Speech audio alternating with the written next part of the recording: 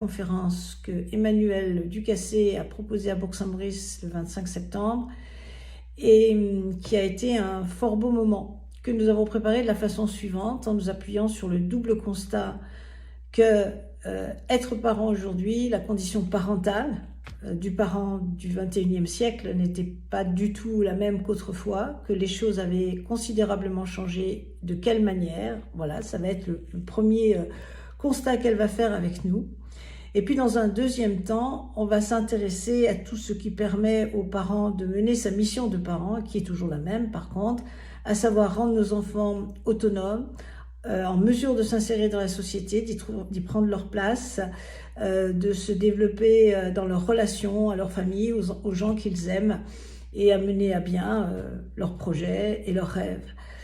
Donc, au plaisir de vous retrouver tout au long de ces échanges auxquels vous participerez depuis votre écran, j'en suis certaine. Donc, comme disait Marianique, moi je suis Emmanuel Ducassé. Je suis formatrice, conférencière et puis professionnelle de l'accompagnement dans les domaines de l'éducation, de la parentalité et du mieux-être au travail. Je me suis nourrie d'un certain nombre d'approches que vous voyez ici apparaître à l'écran, notamment celle de la psychologie positive, de l'éducation positive et de la pleine conscience. Je ne suis pas quelqu'un qui vient avec une approche en particulier, parce que je ne suis pas trop partisane des dogmes. Je suis plutôt partisane de la nuance.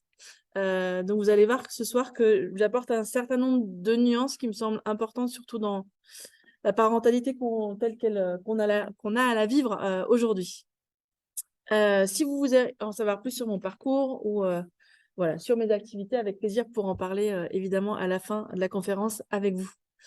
Moi, j'avais envie de commencer ce temps de partage pour prendre le temps d'atterrir, de se déposer, parce que c'est lundi soir, c'est le début de semaine. Tout le monde a eu une journée, voilà, peut-être plus ou moins intense. Et c'est aussi pour moi un moyen de vous dire merci d'être là, de prendre le temps d'être là, de vous inviter aussi à vous remercier d'être venu jusque-là, un lundi soir. Donc là, c'est un petit mur d'humeur. Et je vous invite à choisir un petit bonhomme qui représente comment vous vous sentez là maintenant ce soir, à cet instant. Et puis peut-être avec votre voisin ou votre voisine, juste de partager quel est le bonhomme qui représente votre humeur du moment. Il n'y a pas de mauvaise, bonne humeur, il n'y a pas de bonne, mauvaise réponse, c'est juste d'accepter voilà, comment on se sent là tout de suite maintenant.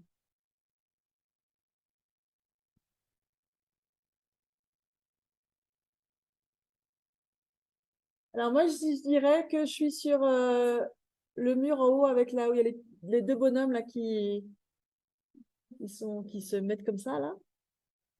Parce que du coup, c'est Marie-Amnique qui m'a fait venir, qui m'accorde sa confiance. Donc finalement, on est. Alors, il y a voilà, symboliser ce moment de partage en tout cas. Est-ce que chacune a partagé avec son voisin, sa voisine? Ouais. L'invitation aussi, c'est parce que ben voilà, on a peut-être des préoccupations, pas mal de pensées, de charge mentale hein, en ce lundi soir. Et je vous invite peut-être juste à fermer les yeux et puis imaginer une valise dans laquelle vous mettez toutes ces préoccupations-là avec lesquelles vous arrivez peut-être ce soir. Et puis, juste déposer cette valise à côté de vous dans l'intention de pouvoir pleinement profiter de ce moment qu'on va passer ensemble ce soir. Je vous rassure, vous pourrez récupérer cette petite valise en partant tout à l'heure. Ou pas. Mais c'est vraiment l'idée qu'on puisse avoir un temps de qualité où vous êtes pleinement présent avec moi ce soir. Ça vous va? J'ai mis ici 9 vignettes sur ce qu'est ce que pourrait être la parentalité. Je vous invite à choisir la vignette qui représente pour vous le plus ce qu'est être parent aujourd'hui. En choisir une, après, vous pouvez aussi en choisir plusieurs, si ça correspond davantage à ce que vous vivez. Et je vous invite à montrer le chiffre que vous choisissez avec vos mains, tout simplement, une fois que vous avez choisi l'image. Ok. Pour vous, c'est quoi être parent aujourd'hui et quels sont les mots qui vous viennent en tête? Et je vais noter les mots que vous me partagez. Juste comme ça, en mode popcorn. Quels sont les mots qui vous viennent? Être parent aujourd'hui, qu'est-ce qui vous vient naturellement, spontanément en tête comme mot? Aventure. Quoi d'autre? Guide. Quoi d'autre? Aventure, écoute, guide, responsable, patience, galère, colère, adaptation, difficulté, disponibilité, accompagner, doute, amour, patience, responsable. Ok, ça nous fait quelques mots déjà. En fonction des territoires ou des lieux où j'interviens, et puis des profils de parents, c'est vrai que les mots qui reviennent quand même beaucoup, c'est difficulté, adaptation, défi, confusion, stress, fatigue. Donc ça, c'est aussi des mots qui sont exprimés. Et donc, c'est vrai que ce soir, j'avais envie de faire un petit peu un panorama de ça veut dire quoi être parent aujourd'hui, et puis quels sont les facteurs un peu particuliers qu'on vit dans notre monde d'aujourd'hui et que nos parents ou grands-parents n'ont pas forcément vécu.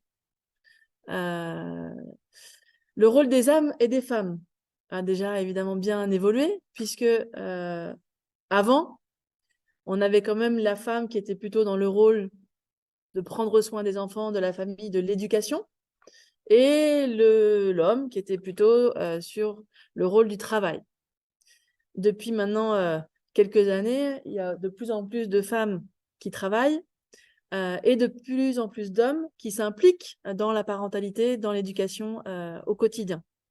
Donc ça, déjà, ça bouscule beaucoup les familles.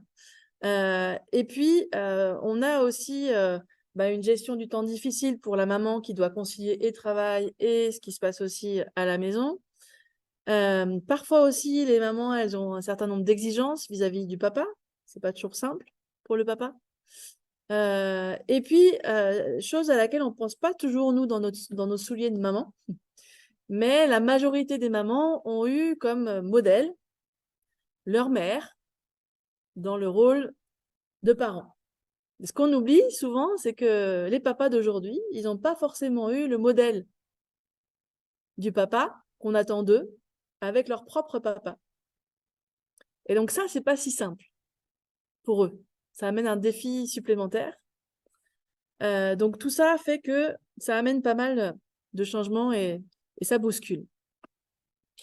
Autre point important, c'est en 1989, vous savez toutes et toutes, qu'il y a eu la Convention internationale des droits de l'enfant, notamment par rapport à la question du travail des enfants, mais pas que, aussi par rapport aux actes de violence, pour respecter évidemment les droits et le droit surtout de l'enfant à grandir et se développer en assurant son bien-être physique, social et mental.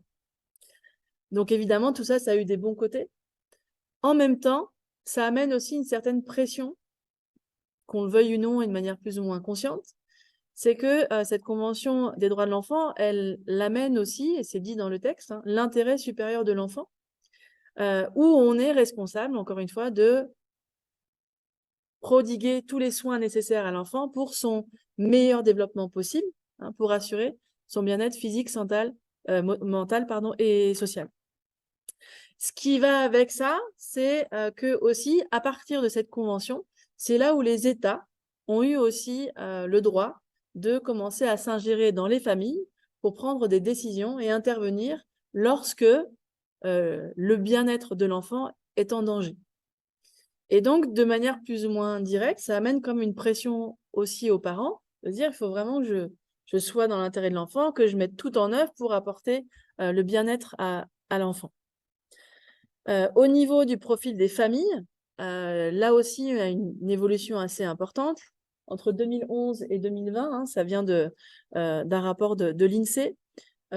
Et on voit qu'on a de plus en plus de familles monoparentales, familles recomposées et assez équilibrées.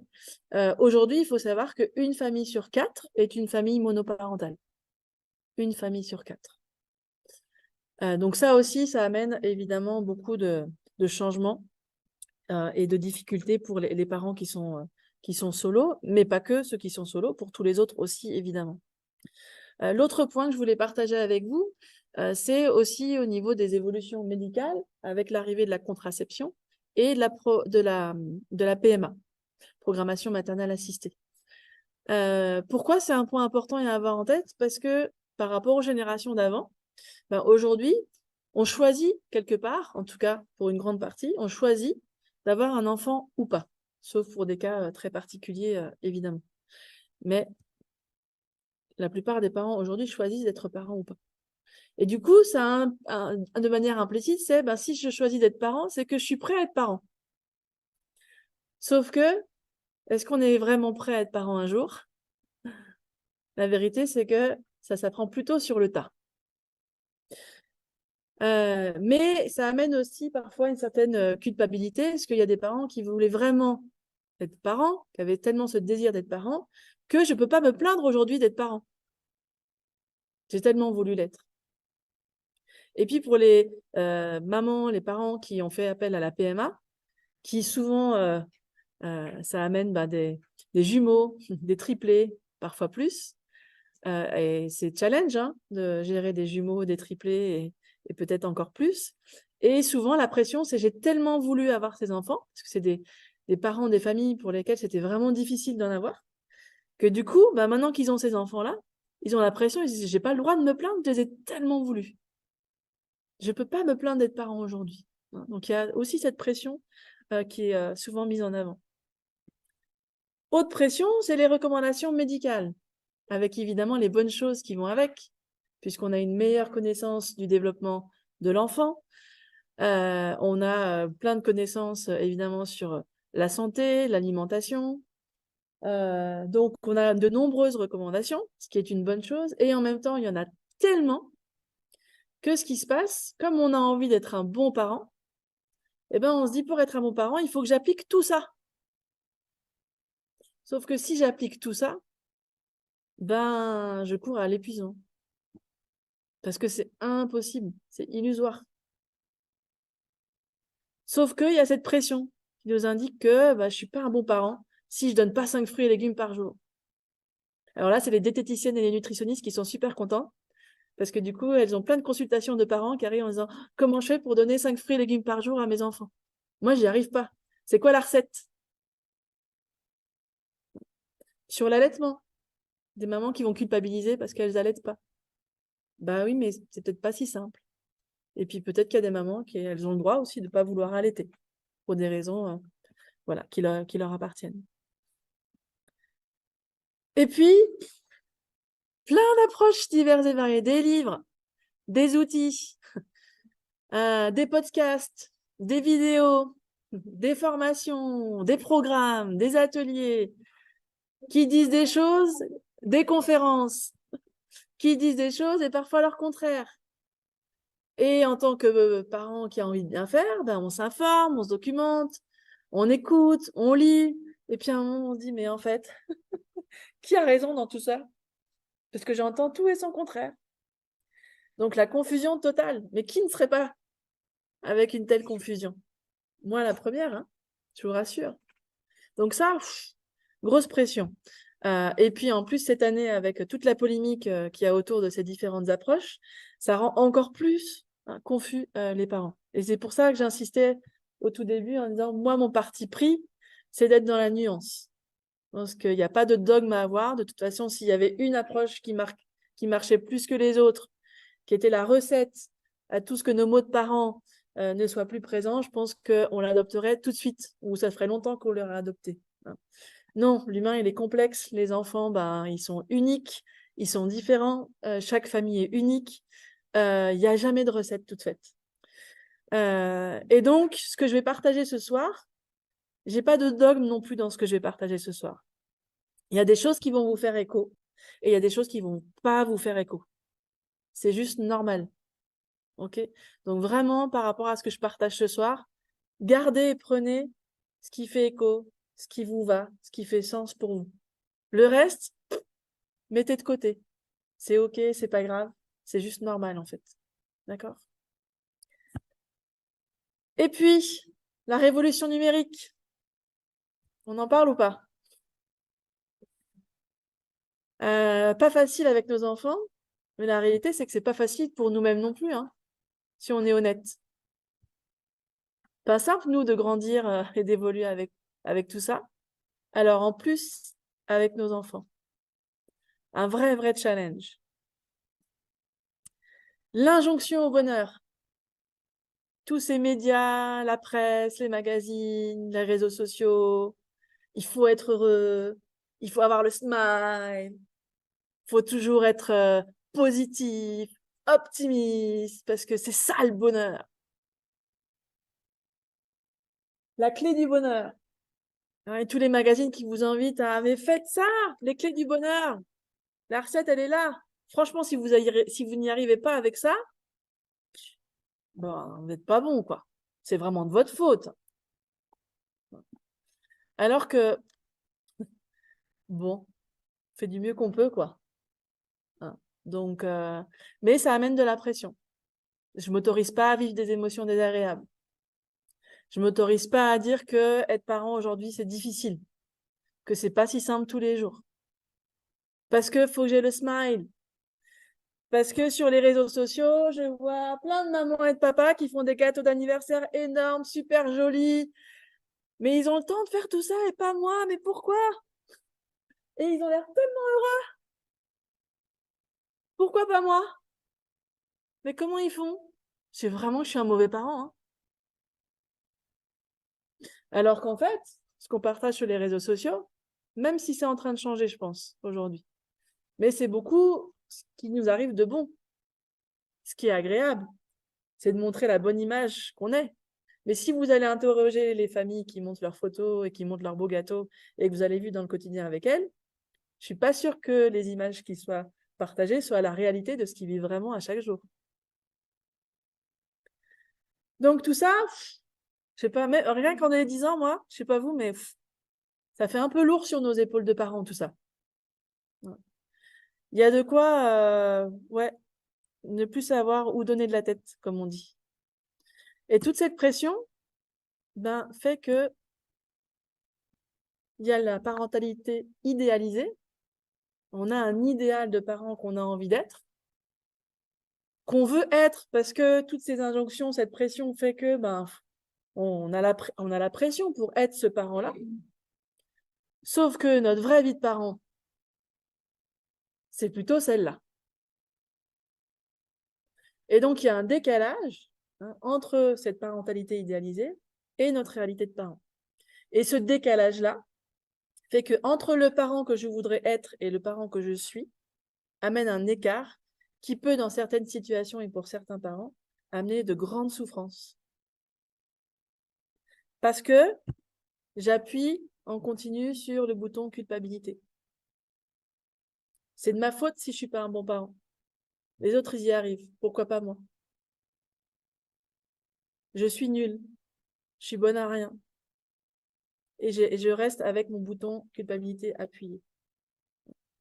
Et si je reste trop longtemps avec mon bouton culpabilité appuyé, ça crée de la frustration, de la culpabilité, de la colère, de la tristesse, de la rumination. Et là, je rentre dans un cercle vicieux qui peut me conduire à l'épuisement parental.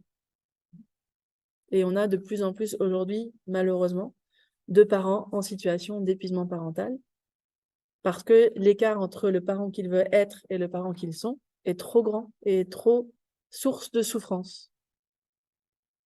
Que du coup, il n'y a plus de plaisir à partager avec les enfants. Qu'il y a une dépersonnalisation de leurs propres émotions. Et tout ça amène des situations d'épuisement. Ce qui se passe à ce moment-là aussi, et j'aime beaucoup cette balance ressources-stresseurs, c'est un outil en soi. Quand je travaille avec des parents qui sont en grande difficulté, une des premières choses sur lesquelles on travaille, c'est cette balance.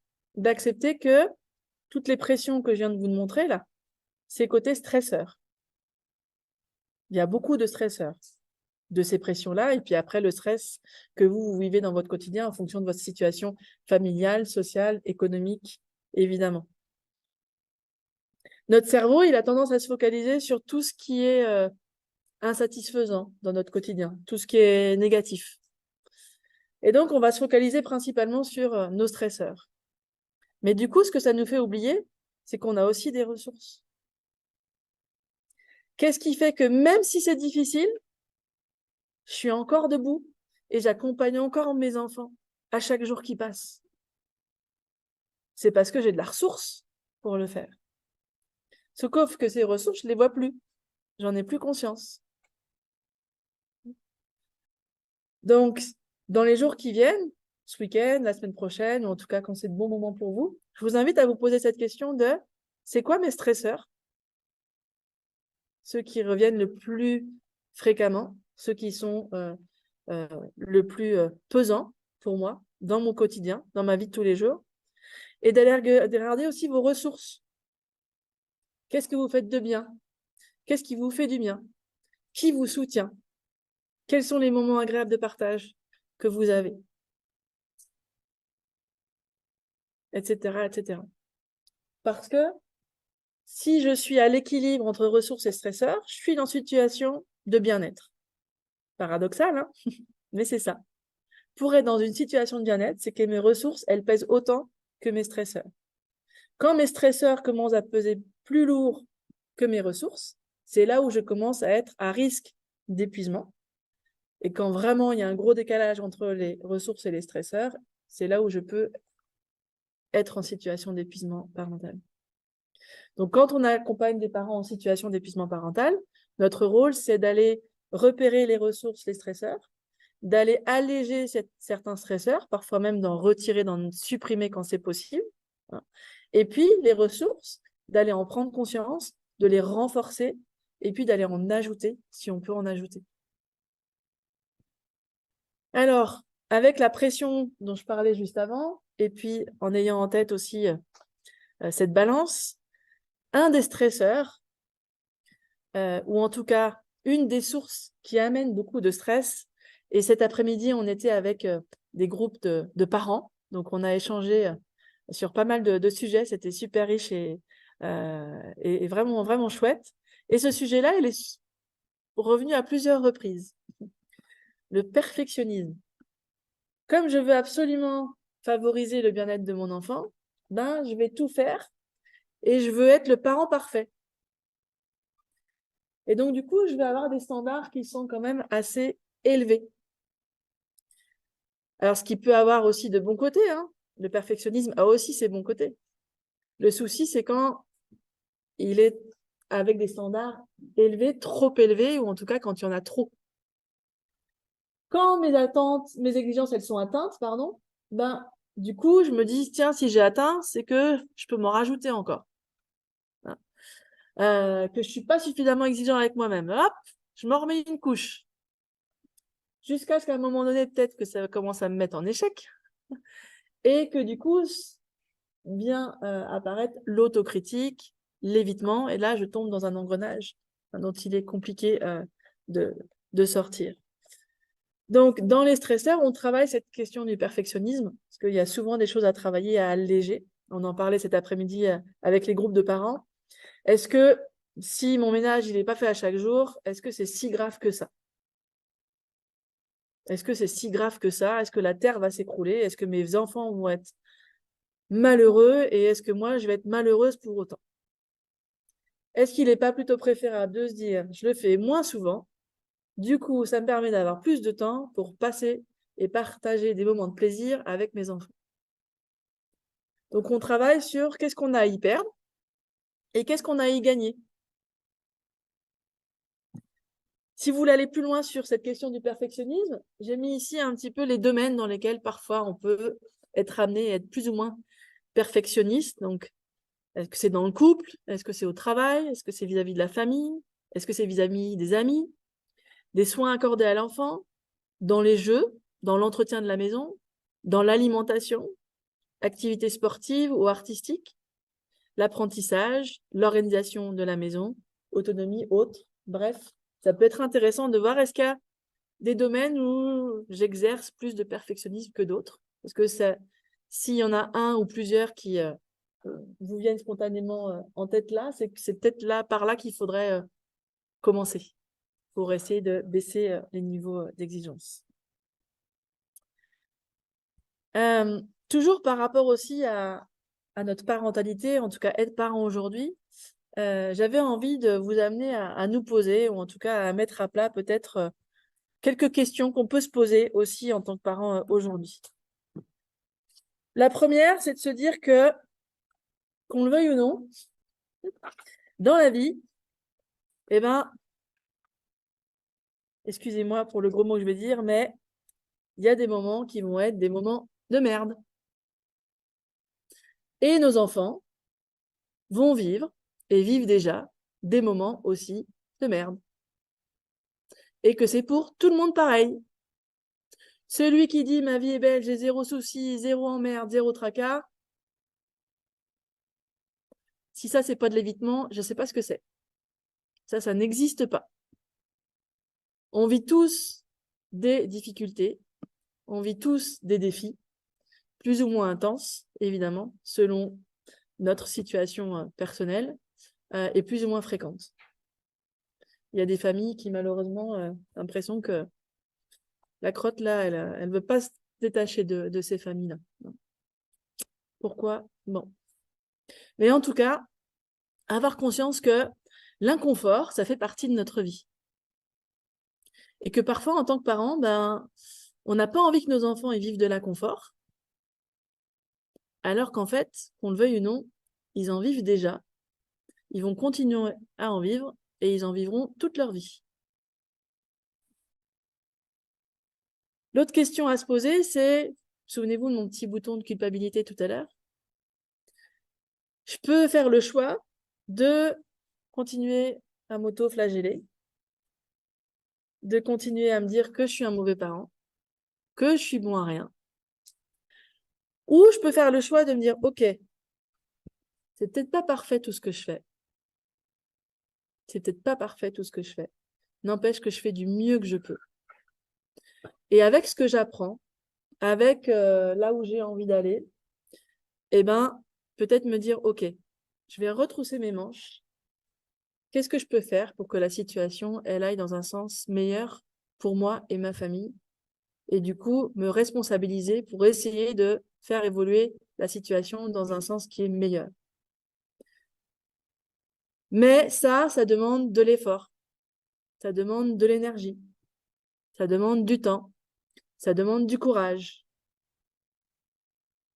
Beaucoup plus que si je reste appuyée sur mon bouton culpabilité. Étonnant, non? Alors, la première chose qu'on peut faire, peut-être, c'est baisser nos exigences de parents. Ça va faire écho aussi à des discussions qu'on a eues cet après-midi avec des parents, mais qu'on le veuille ou non, un enfant, ça écoute pas du premier coup. On aimerait, hein, que ça écoute du premier coup. Un enfant, ça reste un enfant. Eh ben non, ça écoute pas du premier coup. Un ado, ça range pas sa chambre. Ou en tout cas, pas souvent. Bah, c'est un ado, il est en construction, il apprend. C'est juste normal. Les enfants, ça change pas de rouleau de papier toilette dans les toilettes. On aimerait, hein, que quand le rouleau de papier toilette il est fini, qu'ils prennent le rouleau, qu'ils le mettent à la poubelle, puis qu'ils changent et qu'ils mettent un neuf. Ben non. Est-ce que eux, ils ont intérêt à avoir une maison propre ou pas? Eux, ils sont dans le moment présent. Ce qu'ils veulent, c'est s'amuser. D'être dans une maison propre ou pas, c'est leur dernier des soucis. Et ils apprennent par l'expérience. C'est en faisant qu'ils vont apprendre.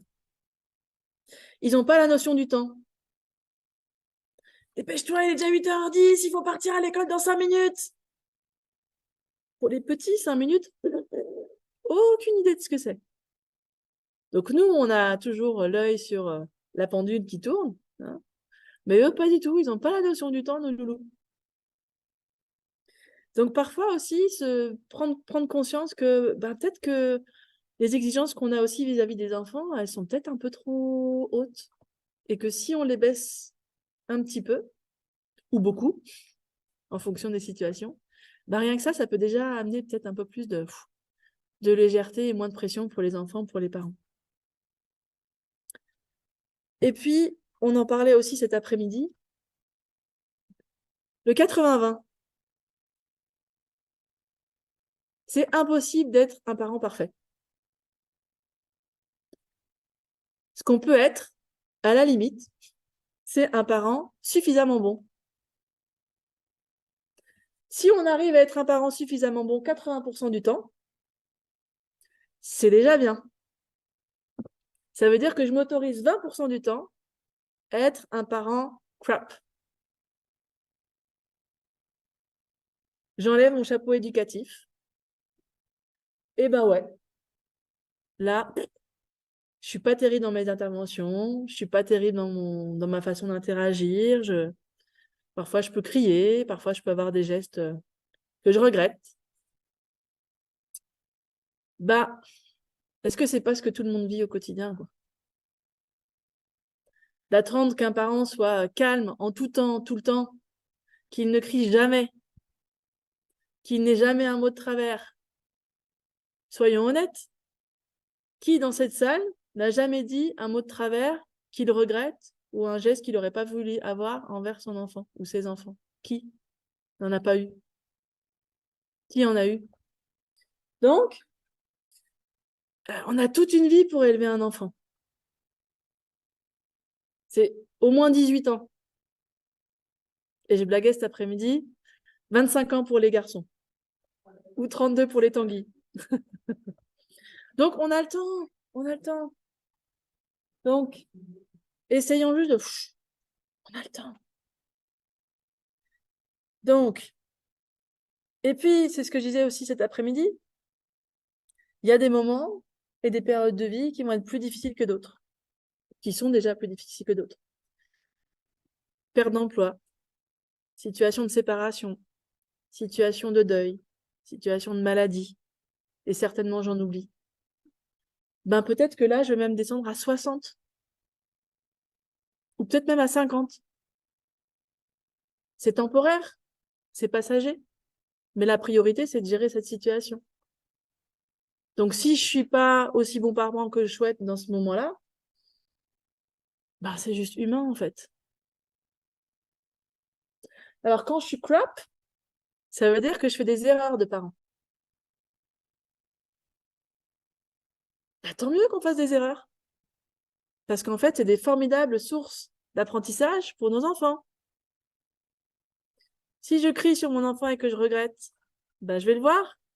Ouais, tout à l'heure, c'est pas terrible, hein, mon attitude là. Je t'ai vraiment crié fort dessus. Je me sens pas très bien d'avoir fait ça. Tu sais, j'étais fatiguée. J'ai vécu des choses un peu difficiles au travail aujourd'hui. Pour autant, j'aurais pas dû te crier dessus. Je m'excuse, je suis désolée. Ben, j'apprends à mon enfant à s'excuser, à pardonner. Combien de parents on voit parfois dire « Allez, excuse-toi, dis pardon ». Souvent, l'enfant, il veut pas. Bah, est-ce que le parent lui-même montre l'exemple en s'excusant et en demandant pardon?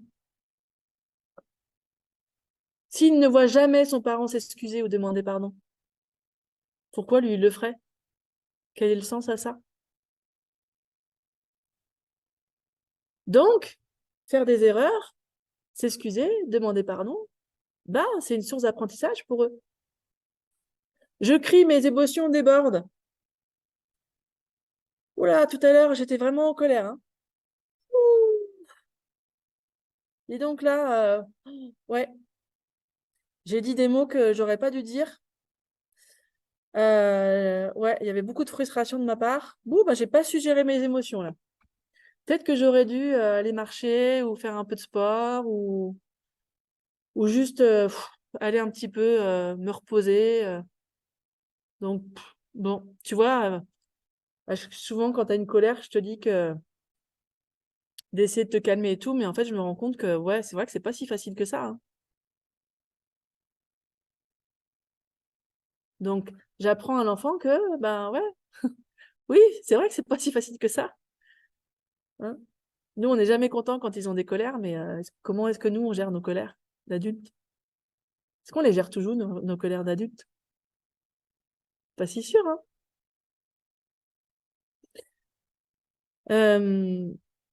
Donc, quand je fais des erreurs, eh ben, je peux faire apprendre plein de choses aux enfants. Alors après, c'est qu'est-ce que je fais de ces erreurs-là qui va faire la différence et qui va être source d'apprentissage. Mais on est des êtres humains. J'ai une nouvelle question pour vous. Qu'est-ce que vous souhaitez le plus pour vos enfants, petits-enfants, pour les enfants que vous accompagnez au quotidien dans votre activité professionnelle? Qu'est-ce que vous souhaitez le plus pour ces enfants, au fond? Qu'ils soient heureux? Qu'ils s'épanouissent? Qu'ils soient apaisés? Qu'ils trouvent leur place? Qu'ils soient indépendants? Quoi d'autre? Ouais, confiance. Libre. Qu'ils soient eux. Qu'ils trouvent leur place, qu'ils soient indépendants, qu'ils soient heureux, qu'ils soient apaisés, qu'ils soient épanouis, qu'ils soient libres, qu'ils aient confiance en eux, qu'ils soient eux-mêmes, qu'ils deviennent responsables. D'autres choses qui vous viennent en tête? Qu'ils aient la santé, qu'ils savent vivre leurs émotions, toutes.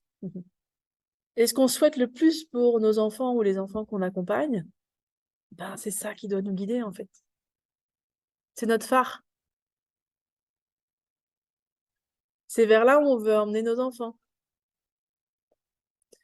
Mais comme le bateau, il va dans la direction du phare, mais il ne l'atteint pas.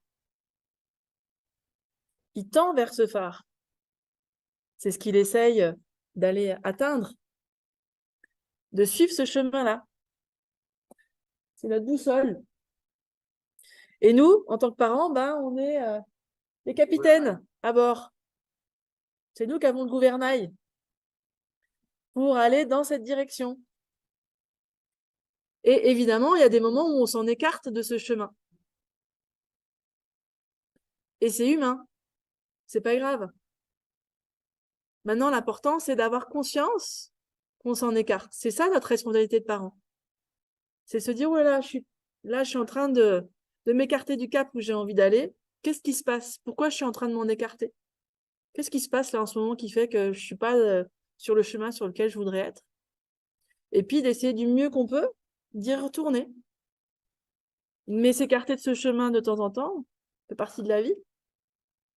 Et c'est à nous d'aller reprendre la barre et de l'amener du côté où on a envie d'aller, en tout cas d'emmener nos enfants à s'épanouir, à grandir, à avoir confiance, à devenir des citoyens responsables, à faire leur part dans la société, à trouver leur place, à être heureux, épanouis. Et souvent, on pense que la vie est un long fleuve tranquille, mais on est d'accord que la réalité, c'est plutôt le dessin d'en bas. Hein. C'est mon image aussi tout à l'heure avec le petit caca. Et bien sûr qu'on a envie que nos enfants ils soient bien, que tout se passe bien pour eux, que voilà. La réalité, c'est que souvent, sans le vouloir, ce qu'on cherche à avoir pour nos enfants, c'est l'image du haut. Est-ce que c'est leur rendre service? Pas sûr, parce que la vraie vie, c'est celle d'en bas. Et donc là, je fais lien justement, Marianne parlait tout à l'heure des compétences psychosociales.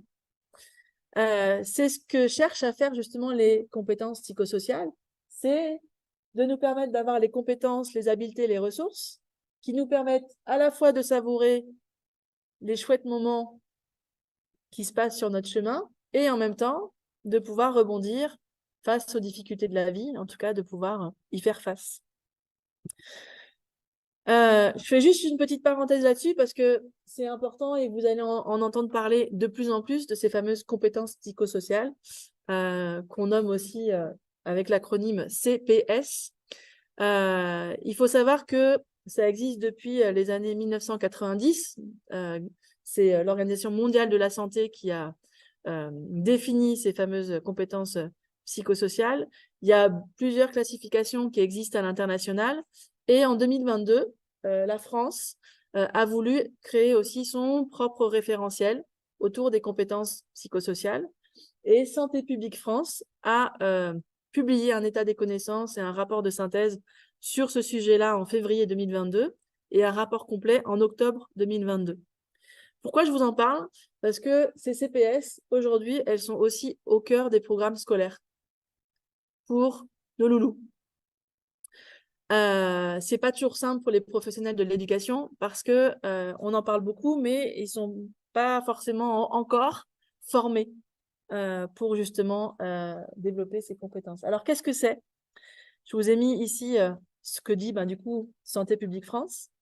Le développement des compétences psychosociales représente aujourd'hui un enjeu majeur au sein de la santé publique, de l'éducation et de l'action sociale.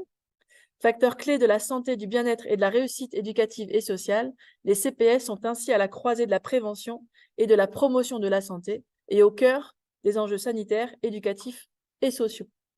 Donc c'est un vrai enjeu de santé publique et qu'on le veuille ou non, c'est au cœur, en tout cas, des politiques éducatives, sociales et sanitaires de santé. La bonne nouvelle, c'est qu'on s'en occupe, malgré tout, maintenant. Ces fameuses compétences psychosociales, j'ai repris, Marie-Annick le disait tout à l'heure, j'ai une autre casquette où j'ai le privilège et la chance de faire partie de l'équipe de formation de Scolavie, qui est une association qui est experte pour accompagner les professionnels de l'éducation, de la santé et du social sur le développement des compétences psychosociales, justement. Et donc, Scolavie avait fait cette boussole pour reprendre les 9 compétences psychosociales principales que vous voyez ici. Donc, dans les accompagnements, dans les ateliers, on fait beaucoup travailler les personnes sur cette boussole en leur demandant où est-ce que vous vous situez sur une échelle de 1 à 10 pour chacune des compétences. À votre avis, vous vous situez où sur cette boussole? Donc, vous avez les compétences cognitives, les compétences émotionnelles et les compétences sociales. Donc, cognitive, avoir conscience de soi, c'est vraiment la connaissance de soi, connaître ses forces, ses limites, capacité de maîtrise de soi, prendre des décisions constructives. Compétences émotionnelles, avoir conscience de soi et de son stress, réguler ses émotions, gérer son stress. Et compétences sociales, résoudre des difficultés, développer des relations constructives et communiquer de façon constructive. Donc, on pourrait dire que c'est le travail de toute une vie. Et je fais partie des personnes qui pensent qu'effectivement, c'est le travail de toute une vie. Que plus tôt on l'apprend, mieux c'est. Et en même temps, on peut apprendre à tout âge de la vie et heureusement. Il n'est jamais trop tard, évidemment, pour commencer à développer et à apprendre ces compétences-là. Il y a un article qui disait que les CPS se retrouvent au cœur de différentes finalités éducatives, le bien-être et la qualité de vie, la socialisation et l'autonomie, la citoyenneté et le vivre ensemble, la prévention des conduites à risque, les processus d'apprentissage et la réussite éducative et scolaire. Le fait de travailler ces compétences psychosociales, c'est vraiment au service et au bénéfice du bien-être de façon globale. Et il y a beaucoup de recherches et d'études qui montrent que travailler ces compétences psychosociales à l'école, c'est au service de la réussite scolaire et des apprentissages. Si je me sens bien à l'école, je suis davantage en capacité de mieux apprendre. Et si j'apprends mieux, j'ai davantage de chances d'être en réussite. Alors, ça fait le lien du coup avec notre sujet de ce soir qui est l'autonomie. Donc, vous voyez qu'il y a un lien fort avec ces fameuses CPS et que finalement, toutes les CPS de la boussole que je vous ai montré juste avant, elles contribuent de manière assez transversale à favoriser aussi, évidemment, l'autonomie des jeunes et des enfants. Alors que vous commencez à me connaître maintenant, mais derrière le mot autonomie, il y a plein de choses qu'on peut mettre. Vous, c'est quoi? Qu'est-ce que vous associez au mot autonomie? C'est quoi pour vous l'autonomie? Angoisse. Quoi d'autre? Se protéger. Se connaître. Liberté. Bien-être. Responsable. Fierté. Se débrouiller. Angoisse, être capable de se protéger, se connaître, liberté, bien-être, responsable, fierté, se débrouiller. D'autres mots qui vous viennent? Assumer, libre arbitre, réactivité, se différencier. Pas si simple, hein? Ça a bugué un peu au début, hein? C'est vrai, qu'est-ce qu'on y met derrière le mot autonomie? Qu'on entend pourtant beaucoup, hein? Et du coup, moi, j'ai été curieuse et je me suis dit, tiens, je vais aller voir ce que disent le DICO.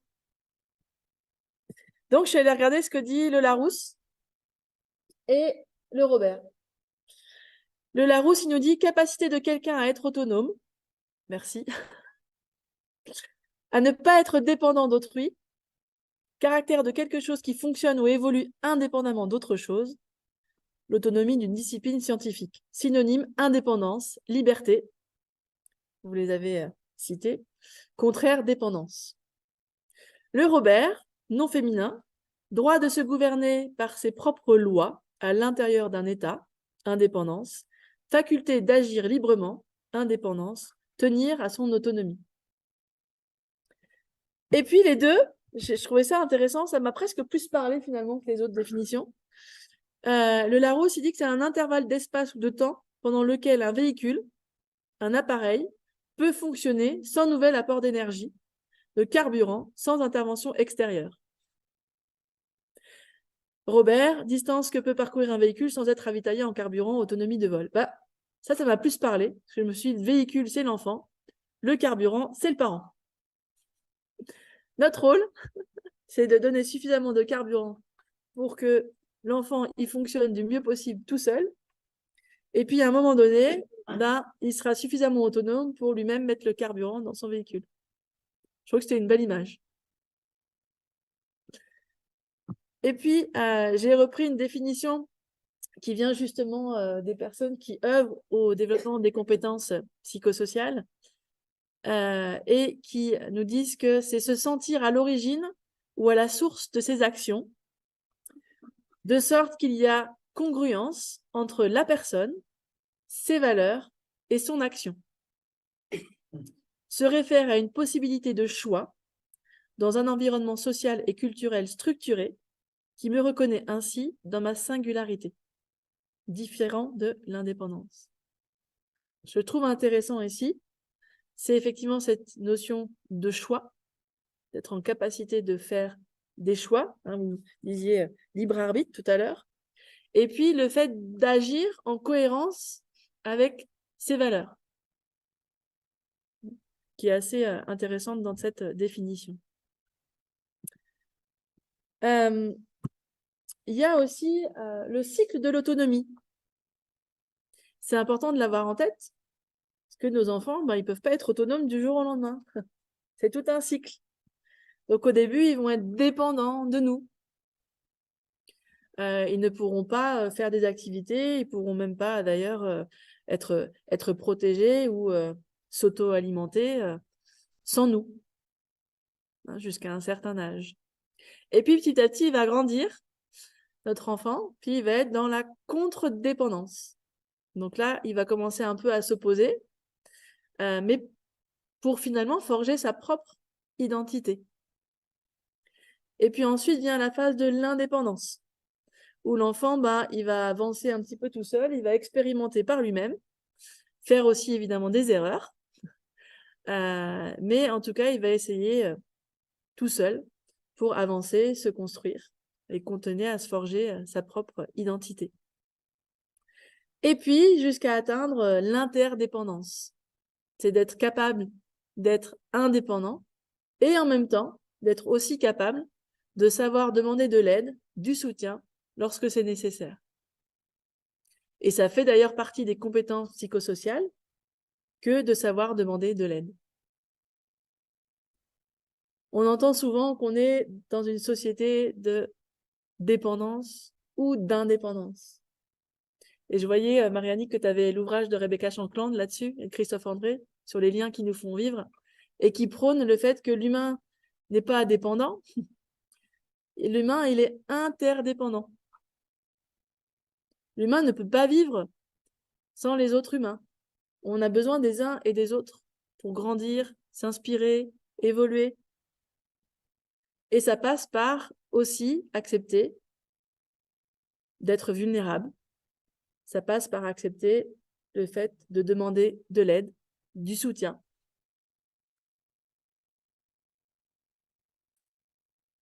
Donc, c'est important d'avoir ce cycle en tête parce que nos loulous, ils vont passer par ce cycle. Et puis, à l'après-adolescence et l'adolescence, c'est là où ça passe de contre-dépendance, entre autres, à indépendance. Cette fameuse période qui nous re-challenge souvent en tant que parents. Toujours par rapport à l'autonomie, j'aime bien aussi présenter et se rappeler les phases de l'apprentissage. C'est vrai que parfois, on aimerait bien qu'ils sachent faire tout de suite. Je montre et puis tu fais. Ouais, pas si simple en fait. On n'apprend pas les français et les maths du jour au lendemain. Hein. C'est la répétition. On n'apprend pas à parler anglais ou espagnol du jour au lendemain. C'est de la répétition, de l'expérimentation, des erreurs. Et donc, tout ça, c'est du bon sens. Mais parfois, on est tellement pris dans notre quotidien, dans nos tâches, dans ce qu'on doit faire, ce qu'on aurait dû faire, ce qu'on n'a pas encore fait, que finalement, on oublie d'être présent pour accompagner l'autonomie. Et donc, la première étape, quand je veux que mon enfant il développe une nouvelle habileté, une nouvelle compétence, c'est de faire avec lui. Et petit à petit, on diminue le soutien jusqu'à ce qu'il devienne autonome. Mais il y a deux choses qui sont hyper importantes, que souvent on oublie. C'est les deux marches qui sont en dessous, mais qui sont fondatrices. C'est que quand on développe une habileté, en tout cas qu'on souhaite que notre enfant il développe une habileté, une compétence, c'est important que ce soit associé à des émotions agréables. Les Québécois, ils diraient, faut que ça goûte bon. Faut que ça goûte bon pour l'enfant. Si, quand il est en train d'apprendre, je suis derrière à dire des reproches, de la critique, supposons que vous êtes en train de lui demander d'être autonome dans ses devoirs. C'est le sujet qui ne parle absolument à aucun parent. Accompagner les devoirs de l'enfant. Si au début, je lui dis, voilà, hop, tu fais ça, allez, puis en même temps, je suis en train de faire la cuisine, ou je suis en train de faire le ménage, ou je suis en train de m'occuper du petit frère ou de la petite sœur, je ne suis pas en train de faire avec l'enfant. Et puis là, votre enfant, il vous sollicite, il demande votre aide. Ah, mais non, mais débrouille-toi tout seul, on a déjà vu 100 fois, tu sais faire, allez, fais un effort, t'es vraiment paresseux, allez, faut t'y mettre maintenant. Et on commence à être dans les reproches, dans la critique. Et ce qui se passe pour l'enfant, c'est que ça goûte pas bon. Et lui, dans sa tête, il va associer ça à des émotions désagréables. Donc la prochaine fois que vous allez lui demander d'être autonome pour ses devoirs, il y a de fortes chances que le réflexe ce soit « ça goûtait pas pour la dernière fois, j'ai pas envie d'y aller ». Donc si vous voulez que votre enfant il ait envie de réessayer, de réexpérimenter, d'apprendre, de développer cette habileté, cette compétence, c'est important, tant que faire se peut, que ce soit associé à des émotions agréables. Et bien sûr que c'est pas simple dans notre quotidien de parents, parce qu'on a plein de choses à gérer. Et donc de prendre le temps de faire avec, d'être pleinement présent avec l'enfant pour l'accompagner, ça demande du temps, ça demande de la présence et ça demande de la disponibilité.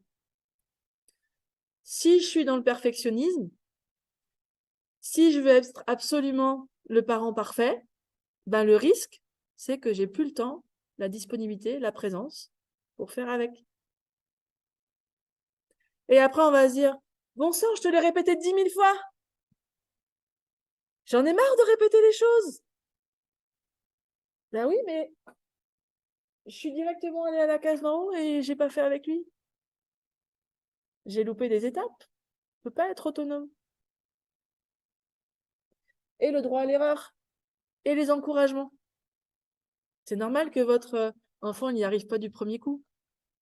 Parce que vous y êtes arrivé du premier coup. Le droit à l'erreur, il est pour vos enfants, mais il est aussi pour vous. On en a déjà parlé tout à l'heure. Donc, de se remémorer ces phases d'apprentissage Et puis, c'est ce que je disais aussi aux mamans qu'on a rencontrées cet après-midi, de ne pas chercher à vouloir développer les compétences et habiletés 10 en même temps. C'est illusoire, c'est courir à l'épuisement, à l'énervement, aux crises de nerfs, au rapport de force, à l'opposition, parce que vous ne pourrez pas faire avec et suivre l'escalier de l'apprentissage pour que ça goûte bon. Autre élément à avoir en tête et pourquoi on parle autant d'autonomie. Et là, je mets en avant 2 chercheurs qui s'appellent Deci et Ryan, qui ont défini ce qu'ils ont appelé la théorie de l'autodétermination, qui est une des théories de la motivation. Il faut savoir qu'il existe plus d'une centaine de théories sur la motivation. Nous, dans le champ des compétences psychosociales, on a fait le choix de travailler à partir de cette théorie-là parce qu'elle prend en compte le contexte. Vous allez comprendre pourquoi juste après. Mais en tout cas, ce que disent Deci et Ryan, c'est que pour favoriser la motivation, eh ben, on a besoin de nourrir 3 besoins psychologiques fondamentaux, dont l'autonomie. L'autonomie, on l'a vu, hein, c'est la capacité à faire des choix, la capacité à prendre des initiatives, avoir aussi ce libre arbitre, agir en cohérence avec ses valeurs. Donc, ça fait partie de nos besoins psychologiques fondamentaux. Et donc, nos enfants ont besoin, pour se développer, qu'on leur permette d'acquérir une autonomie. On a besoin de se sentir compétent, besoin de compétences, besoin de se sentir capable. Vous nommiez la confiance en soi tout à l'heure. C'est très lié à la confiance en soi.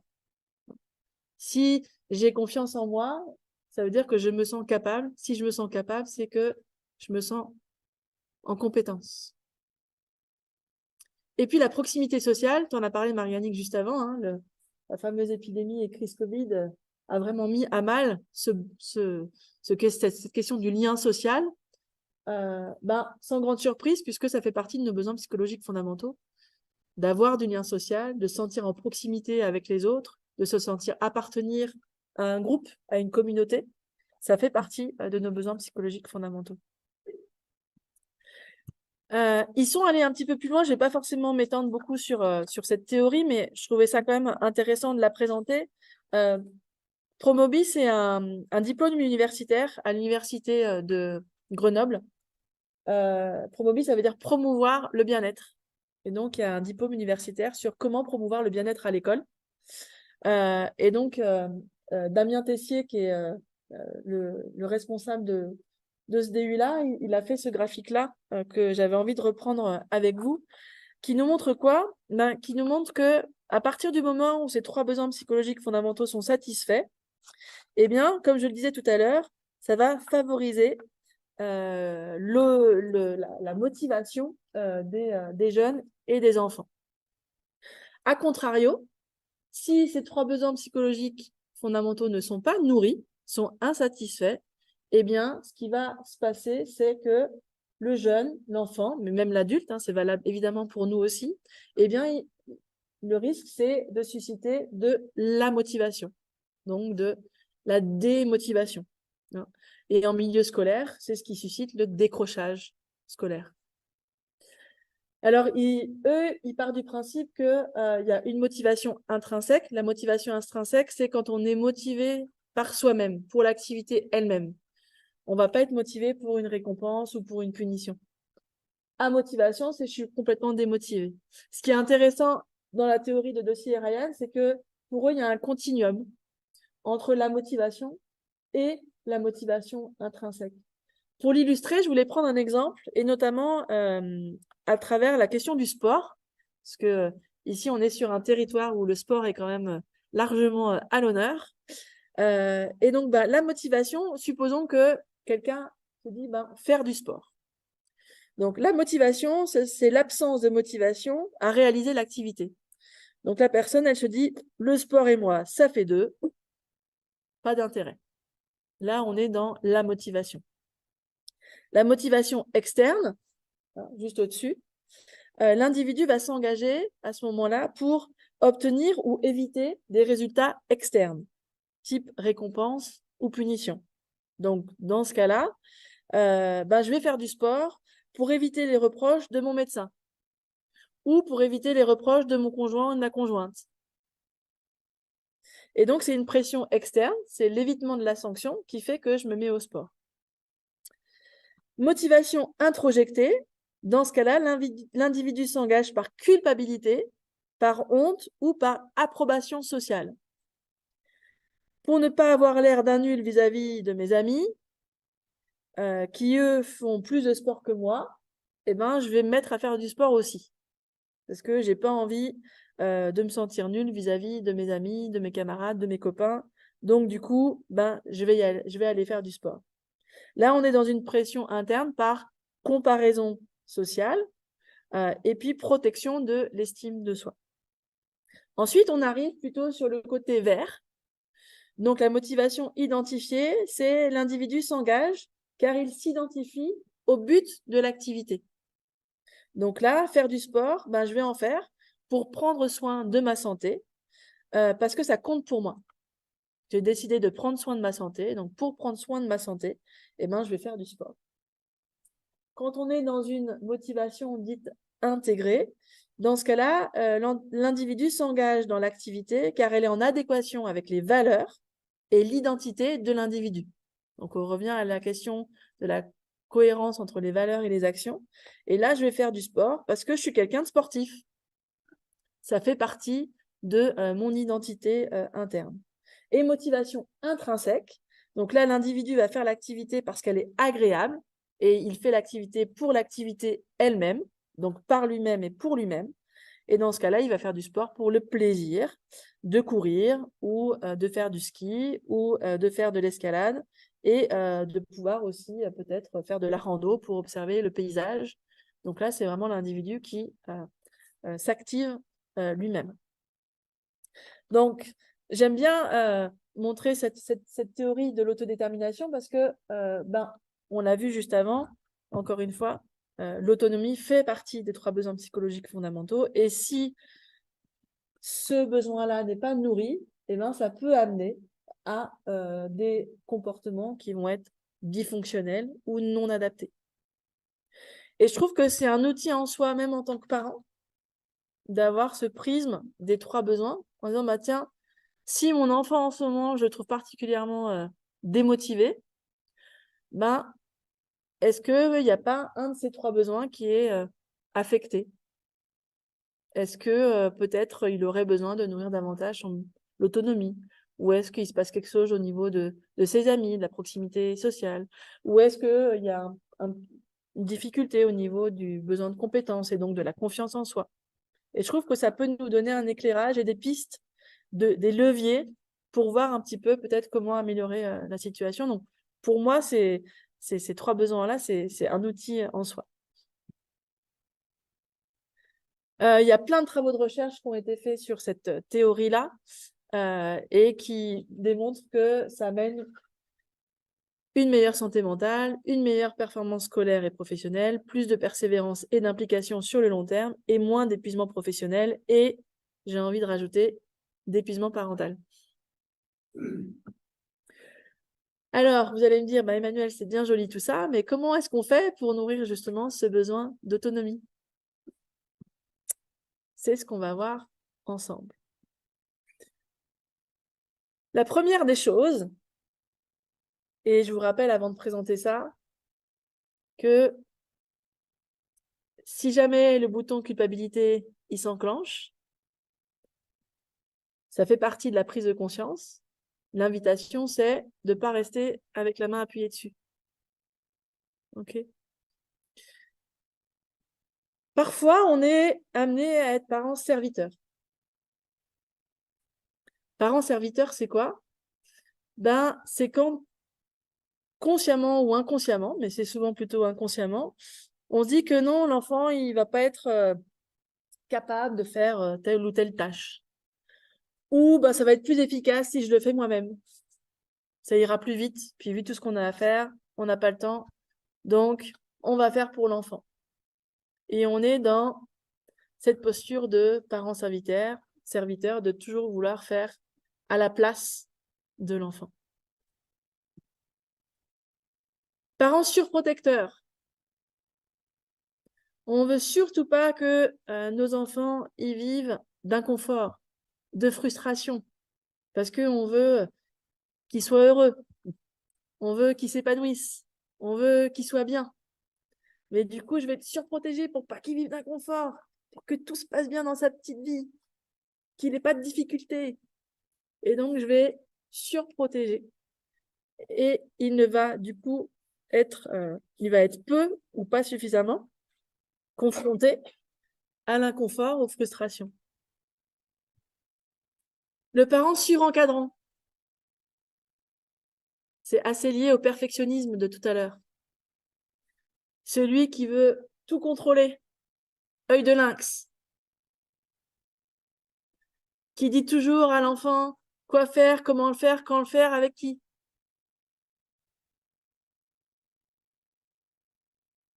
Et puis, le parent qui est en suradaptation. C'est moi. Marcher sur des œufs.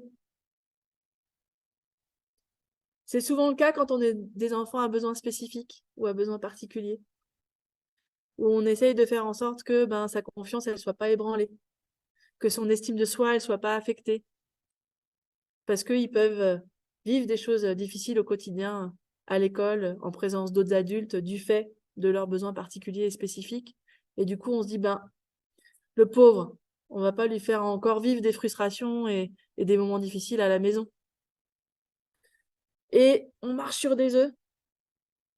Oh là là, faut pas qu'il se mette en colère. Oh là là, non, non, oh là, pas de frustration. Et on se suradapte par rapport à l'enfant. Ces 4 postures, sans aucun doute, partent d'une bonne intention de vouloir le meilleur pour son enfant. Le souci, c'est quoi?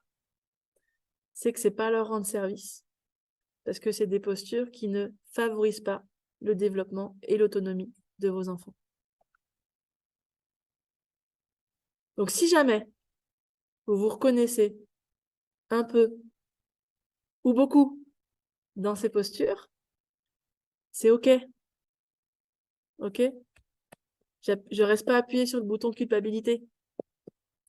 J'en ai conscience.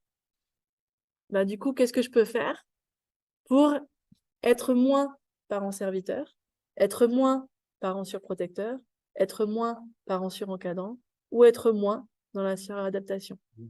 Ça va pas se faire du jour au lendemain. Ça demande du temps, de l'effort, du courage, de retrousser ses manches. Mais en tout cas, ce sera pour le bien et l'autonomie de votre ou de vos enfants. Donc, je vais lever la main pour suradaptation parce que vraiment, j'ai été pendant de nombreuses années dans la suradaptation et je pense que je le suis encore à certains égards. Après, je me suis dit, soit je continue sur ce chemin-là, mais c'est pas rendre service à mon loulou, soit j'essaye de faire différemment. Donc, j'apprends et j'essaye de moins marcher sur des œufs. Alors, pour aller peut-être, alors je sais pas si c'est un petit peu plus loin ou différemment, mais moi j'aime bien ce continuum, et peut-être vous avez déjà entendu parler, mais là aussi c'est important de se dire, j'en suis où aujourd'hui? À droite, vous avez trop sévère, très ferme, et à gauche, pas assez sévère, bienveillance à l'extrême. J'aime bien ce continuum parce qu'il nous montre que en étant trop sévère, je suis dans le rouge à partir du moment où je suis dans des comportements d'agressivité, dans les méthodes inadéquates, dans la violence grave. Okay. Mais je suis aussi dans une forme de violence si je ne suis pas assez sévère. Parce que je peux arriver jusqu'à des formes de négligence. La négligence est une forme de violence, parce que lorsque l'enfant est négligé, c'est qu'il est maltraité. La meilleure des postures, et c'est notre phare, on se souvient que c'est notre phare, cherche pas à être des parents parfaits, 80-20, c'est d'être au milieu dans une fermeté bienveillante, à la fois bienveillance et à la fois fermeté. Et je vais expliciter ce que j'entends par bienveillance et fermeté. Mais vous voyez qu'avant d'être dans le rouge, on a un peu de latitude quand même pour naviguer, sans être forcément dans la maltraitance et la violence. Donc, je vous invite intérieurement à vous dire, OK, je me situe où, moi, là, aujourd'hui? Parfois, on est par moment trop sévère ou par moment pas assez sévère. On navigue entre les deux. C'est important de savoir que c'est assez insécurisant pour l'enfant. Parce que du coup, il y a une inconstance de réaction qui fait que l'enfant va faire qu'il nous considère comme... en fait, on n'est pas prévisible par rapport à nos réactions, nos interventions, nos façons d'agir en fonction de ses comportements à lui ou à elle, si c'est une fille. Donc, le fait de naviguer d'un à l'autre, sans arrêt, fait qu'on n'est pas prévisible. Et pour l'enfant, c'est très insécurisant. Donc ça, c'est important aussi à le savoir. D'où l'importance d'être à la fois ferme et bienveillant, tant que faire se peut. Et je refais une petite parenthèse par rapport à la question de l'épuisement parental.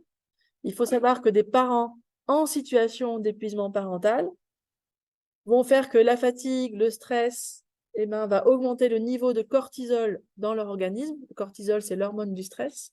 Et plus j'ai de cortisol dans mon corps, plus j'ai de mal à maîtriser mes moments de colère.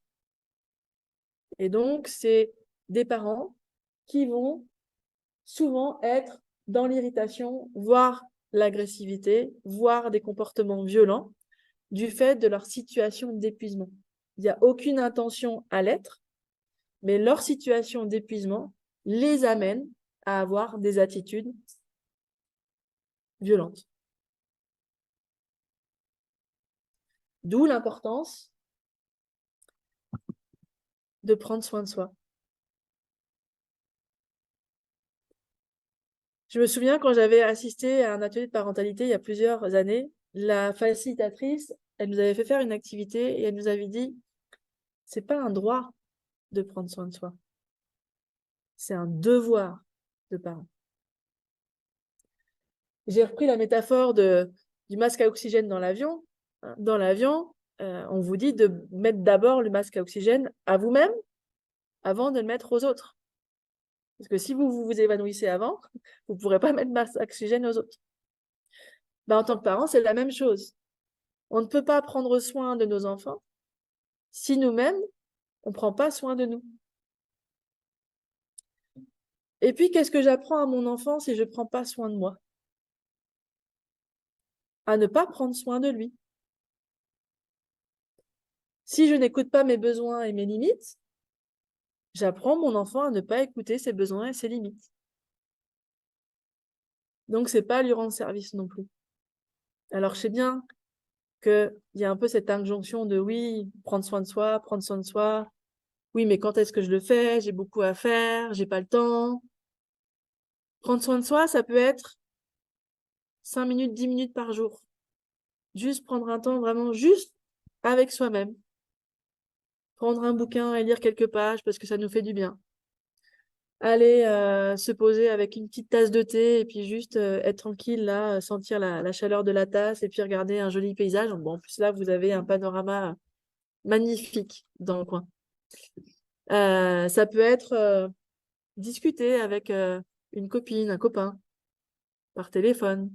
Ça peut être aller marcher juste pour faire le tour du pâté de maison. C'est juste des petites choses. Mais c'est hyper important chaque jour de prendre soin de soi, même un petit peu.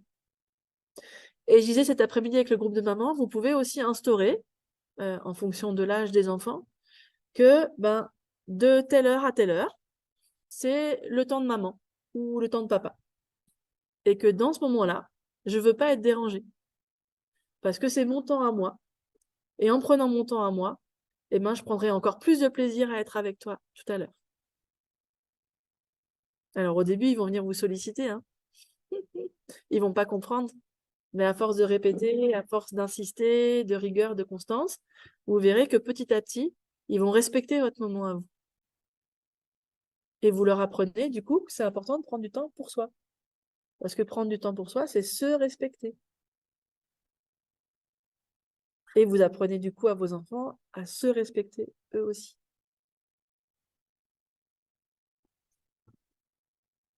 L'encouragement est à l'enfant ce que l'eau est à la plante.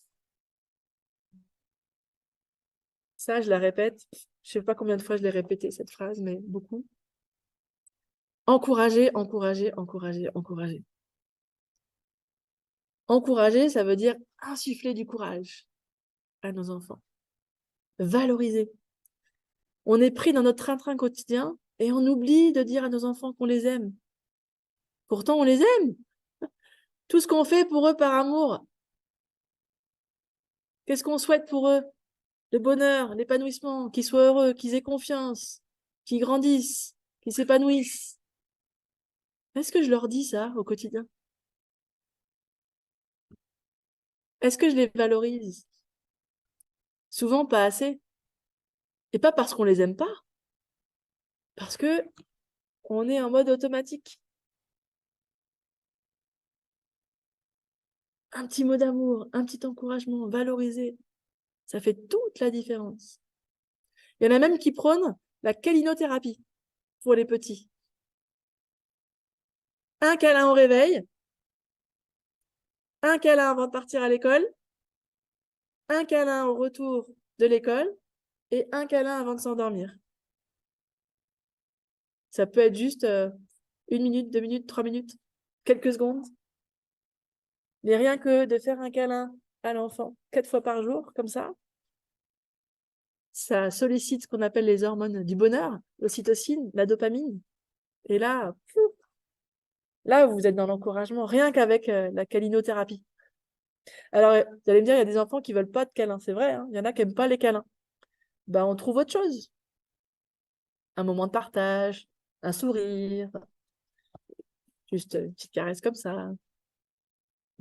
Mais en tout cas, ça peut faire une différence. Et puis, valoriser, quand on est fier d'eux, leur dire que eux, ils peuvent être fiers d'eux aussi. Quand ils réussissent quelque chose, bravo, super, c'était difficile ce que tu as fait, t'y es arrivé, tu peux être fier de toi. Pour les plus grands, on peut leur glisser des petits mots doux dans leur cartable, dans leur cahier. Ils adorent. Je suis fière de toi. Je t'aime de tout mon cœur. Tu peux être fier de toi. Bravo pour les efforts que tu fais en ce moment. Comment? Donc, cacher des petits mots comme ça, ils adorent. Encourager, valoriser. Et, encore une fois, l'erreur. Accepter qu'ils fassent des erreurs. Le droit à l'erreur. L'homme apprend par essai-erreur. Si je ne fais pas d'erreur, je n'apprends pas. Il y a plein de choses aujourd'hui qui existent grâce à des hommes qui ont fait des erreurs. L'électricité, la tarte tatin. Donc, faisons des erreurs. Il y a un coach, j'aimais bien, il disait faire une erreur une fois, c'est une erreur. Faire une erreur une deuxième fois, c'est faire une erreur. Faire une erreur une troisième fois, c'est un choix. Je trouvais ça intéressant. Super compliment. Alors, ça, c'est à utiliser avec parcimonie. C'est comme les bonbons. Quand on en mange trop, ça donne des caries. Et ben, quand on donne trop souvent de super compliments, ben, ça peut avoir des effets contre-productifs. Donc, il faut en donner régulièrement, mais il ne faut pas tomber non plus dans l'exagération du super compliment. Donc, le super compliment, c'est quoi? Ben, c'est de se dire, OK, quand un enfant a un comportement qu'on apprécie, supposons que on ait vu, bah tiens, on est dans un jardin d'enfants et puis notre enfant, il est parti à la rescousse d'un camarade qui est tombé pour le relever et puis savoir si tout allait bien. Ah ben, je trouve que tu fais preuve de beaucoup d'empathie parce que je t'ai vu courir auprès du camarade pour être sûr que tout allait bien et puis s'assurer qu'il y avait, voilà, qu'il s'était pas fait trop mal. Et ben ça sera utile plus tard parce que dans la vie, l'empathie, ça sert à pouvoir être bien avec les autres ou à pouvoir s'entraider plus facilement. Et la nuance, en même temps, on n'a pas besoin d'être empathique en tout temps et tout le temps. C'est OK parfois de ne pas l'être pour penser à soi, parce qu'il y a des moments où on a besoin de se prioriser. Pourquoi il y a cette nuance? Parce que sinon, il y a le risque de je dois absolument être comme ça tout le temps. Et d'être dans je dois être parfait et je dois être empathique tout le temps. Alors qu'on n'a pas besoin de l'être H24, 7 jours sur 7, 365 jours sur 365 jours. Donc ça, c'est une petite formule que vous pouvez évidemment reprendre. On s'entraîne, hein, c'est pas si simple que ça, c'est pas toujours naturel. Mais ça, c'est un vrai boost de confiance en soi, un vrai boost de valorisation et d'encouragement. Donc vraiment à utiliser auprès de vos loulous, ça ne pourra leur faire que du bien. Il y a plein de façons aussi différentes de démontrer et de montrer notre amour, hein, bien évidemment. Mais c'est là où je dis que parfois, il faut un peu se retrousser les manches parce que c'est faire aussi des choses qu'on n'a pas forcément soit vécues pendant notre enfance et que ça nous demande beaucoup d'efforts et d'énergie. Et encore une fois, ça, c'est le phare. Chacun fait du mieux qu'il peut. Et puis, il y a des moments où on n'est pas dans l'humeur de faire ça, ben, c'est OK. 80-20. Notre fameux 80-20 de tout à l'heure. Donc ça, c'est la partie, on va dire, bienveillance. Écoute, empathie, valorisation, encouragement, être présent. Et puis, il y a le côté fermeté qui est hyper, hyper important. Derrière le fermeté, qu'est-ce que j'y mets? La question du cadre. L'enfant, il a besoin d'avoir des limites qui sont mises. Il a besoin d'un cadre parce que ça va le sécuriser. J'ai trouvé cette image que je trouve hyper bien faite d'une personne qui a fait ses dessins sur Internet. Et j'ai pas retrouvé son nom malheureusement, mais je l'ai trouvé très, très parlant. Si mon cadre il est trop rigide, trop sévère, bah, le risque, c'est que mon enfant, il se casse. Si mon cadre, il est trop souple, ben, le risque, c'est que l'enfant, il ne sache pas trop où aller, il soit un peu perdu, et vous voyez, il flétrit. Quand il n'y a pas de cadre du tout, là, il fane, carrément. Et donc, vous aurez compris que le tuteur, c'est le parent, je n'ai pas précisé, mais donc le tuteur, c'est le parent, l'élastique, c'est le cadre, hein, et la plante, c'est l'enfant. Et donc, à droite, on voit que l'enfant, il grandit, il se développe de manière assez droite, cohérente, plutôt dans le bon sens. Toujours avec le même tuteur, qui est le parent, mais c'est le cadre qui, là, est plus ajusté, plus adapté. Donc, être au clair sur c'est quoi les règles à la maison, qu'est-ce qu'on accepte, qu'est-ce qu'on n'accepte pas, ben ça, c'est hyper, hyper, hyper important. Alors, comment faire pour co-construire ce cadre? Moi, j'aime bien utiliser cette image du feu tricolore. En se disant que le feu rouge, c'est des comportements qui vont être inacceptables et non négociables. En général, c'est plutôt des comportements qui sont liés aux comportements de violence, de sécurité et tout ce qui touche à l'hygiène. C'est important que vous soyez au clair sur qu'est-ce que vous acceptez, qu'est-ce que vous n'acceptez pas, qui n'est pas négociable. Et ça doit être dans le feu rouge. Dans le feu orange, c'est les comportements prioritaires sur lesquels vous avez envie de vous concentrer. Les fameuses compétences, habiletés ou tâches que vous avez envie que votre enfant développe pendant les prochaines semaines. Parce que souvenez-vous que si vous voulez travailler trop de compétences, trop de tâches ou d'habiletés à la fois, ben, vous n'aurez pas l'énergie, le temps pour suivre tout ça. Et donc, vous allez vous dire, ça ne fonctionne pas. Vous allez peut-être risquer de vous décourager. Donc, c'est ce que moi, je préconise. Après, à vous de prendre ou de laisser, hein, encore une fois, je n'ai pas de dogme par rapport à ça, mais c'est de se dire, OK, l'étape serait déjà qu'une famille monoparentale, classique ou recomposée, c'est que chaque parent, en tout cas, fait le feu dans son coin. Première étape, ça, c'est important. Deuxième étape, que les deux parents, quand il y a une famille, en tout cas, traditionnelle ou recomposée, que les deux parents puissent échanger sur le feu, d'accord? Même dans les cas de famille séparée, hein, si l'entente est suffisamment bonne entre les parents séparés, c'est quelque chose qui peut aussi se faire. Et puis, on s'accorde sur c'est quoi les comportements inacceptables et non négociables. Et tout ça, c'est vraiment en lien aussi avec vos valeurs. Ce feu-là, il ne va jamais être le même d'une famille à l'autre. Parce que les parents ont des valeurs qui leur sont propres, les enfants ont un fonctionnement aussi qui sont propres à chaque famille. Donc, on ne peut pas avoir le même fonctionnement.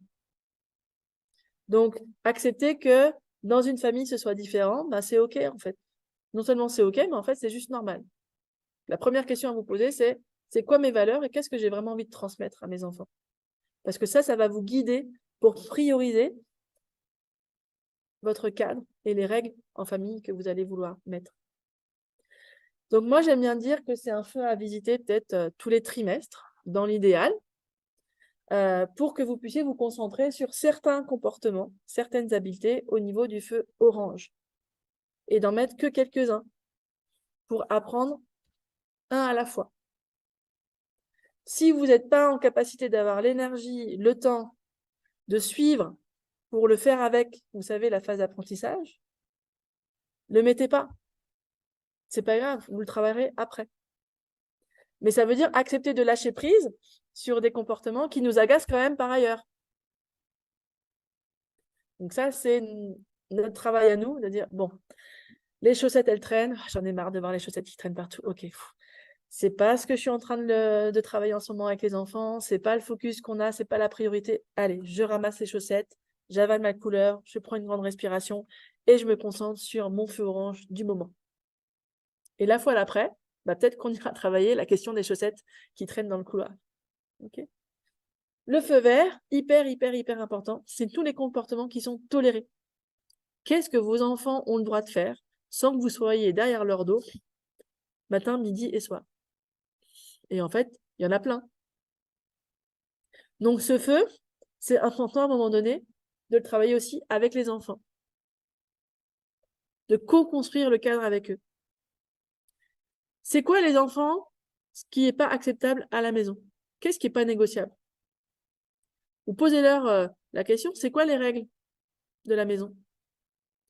S'ils vous disent, on ne sait pas, ben, c'est que c'est vraiment le moment de le faire, le feu tricolore avec eux. C'est que c'est pas clair pour eux. Peut-être ça l'est pour vous, hein, mais à l'évidence, c'est pas clair pour eux s'ils sont pas en capacité de les partager. Et puis, voilà, d'être vraiment dans un échange avec eux. Normalement, on a beaucoup de comportements dans le vert. On en a donc quelques-uns dans le orange, puisque s'il y en a trop, on ne sera pas en capacité de les suivre. Donc, bienveillance à soi, on fait ce qu'on est capable de faire. Et comportements inacceptables et non négociables, il y en a quelques-uns, mais pas trop non plus. Si vous avez plus d'éléments dans le feu rouge que dans le feu orange et dans le feu vert, c'est qu'il y a des choses à retravailler, des exigences à baisser, des choses à revoir. Ça va? Ça fait sens pour vous? Plus vous allez le construire avec vos enfants, plus ils vont être en capacité d'y contribuer et surtout de les respecter. C'est important après de les afficher quelque part. Parce que quand il n'y a pas le respect d'une des règles qu'on a co-construit ensemble, mon coco, la règle, c'était de se parler avec politesse et respect. Est-ce que là, tu m'as parlé avec respect et politesse? Alors, la prochaine fois que tu viens me demander quelque chose, je souhaite que tu respectes la règle qu'on s'est donnée en famille. Point. Pas besoin d'une avalanche de reproches, etc., de critiques. On se réfère au cadre, on lui rappelle qu'il n'est pas respecté et on l'invite à faire mieux la fois d'après. Ça va? Il y a plein de manières différentes. Soit on peut afficher le feu tel que il était là. Si vous êtes créatif et que vous aimez ça, vous pouvez faire des jolis visuels à afficher dans la maison. Mais en tout cas, c'est important que ce soit affiché pour que vous puissiez vous y référer. Les routines, les fameuses routines, font partie du cadre. La routine, c'est quoi? C'est de se mettre d'accord avec les enfants sur les tâches qu'ils ont à faire, justement de manière autonome. Et surtout, ça nous évite, en tant que parents, le matin, de répéter tous les matins, va te laver les dents, va faire ton sac, va mettre tes chaussures, mets ton manteau, mets ton sac sur ton dos. Est-ce que tu as bien brossé les dents? Est-ce que tu as pris ton petit déjeuner? Débarrasse la table, range-les au frigo.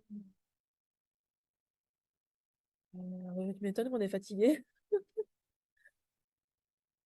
Si je mets en place une routine, j'ai une question à poser. Mon loulou, t'en es où dans ta routine ce matin? C'est moins énergivore quand même.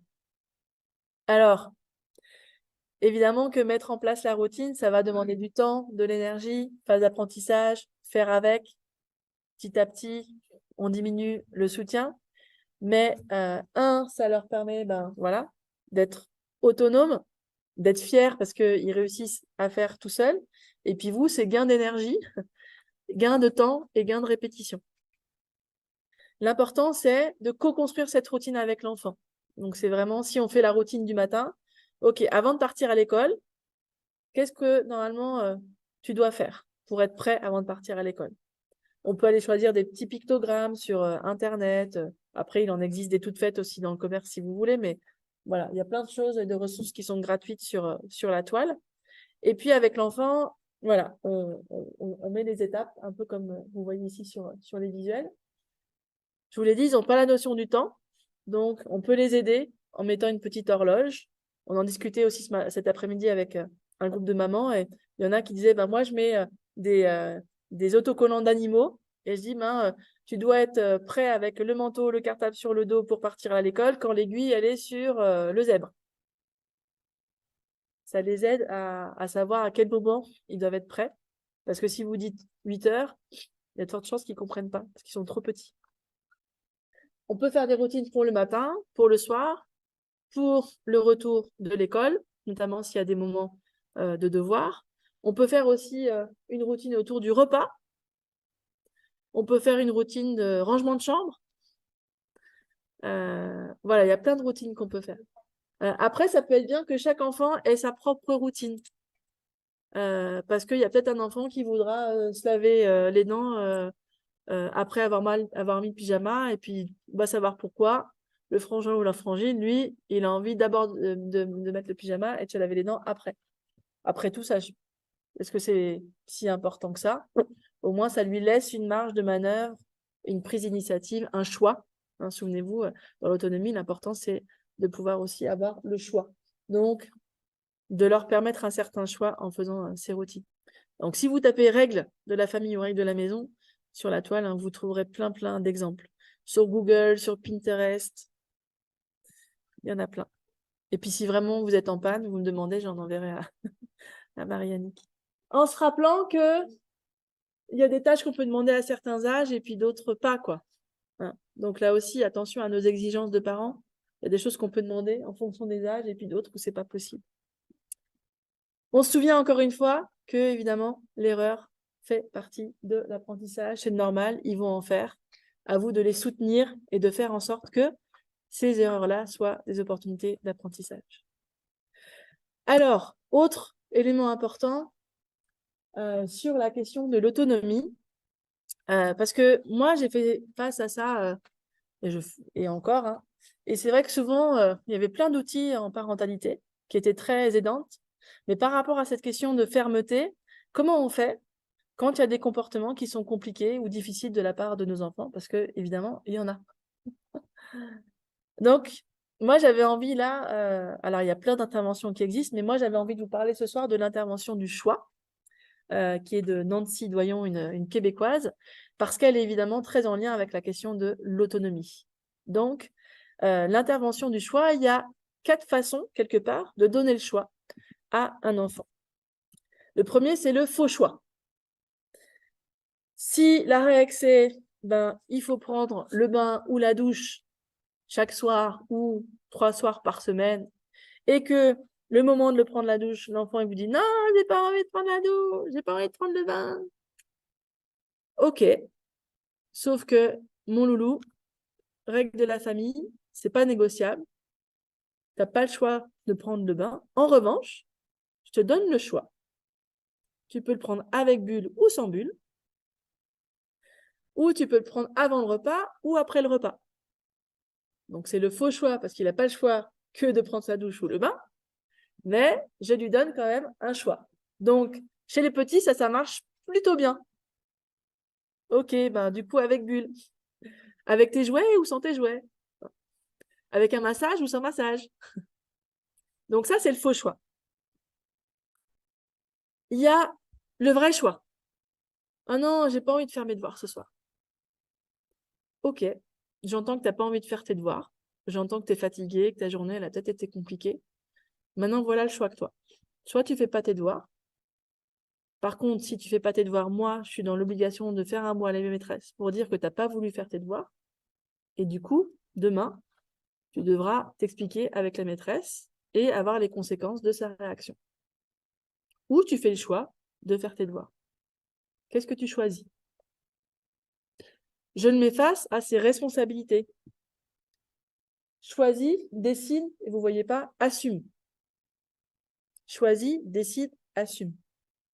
Laissez l'enfant vivre les conséquences de ses choix. Pas dramatique s'il n'a pas fait ses devoirs un soir. Hein. Et s'il vit l'inconfort du lendemain avec la maîtresse, ce sera beaucoup plus apprenant que si je passe ma soirée à lui crier dessus, que je suis dans le rapport de force, que ça monte en escalade, qu'il est en opposition et que notre soirée, elle va être super sympa. Donc, le vrai choix. Remplacer, sinon, par quand? On parlait des menaces cet après-midi avec les mamans, la question du chantage. Tu pourras faire ça si tu fais, ou si tu fais ça, tu pourras.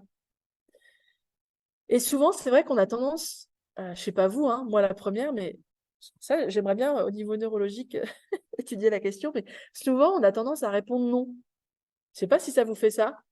Puis des fois, on dit, mais pourquoi j'ai répondu non, en fait? Pourquoi j'ai répondu non? En fait, j'aurais pu dire oui. Ça vous fait ça ou pas, des fois, sur leur sollicitation?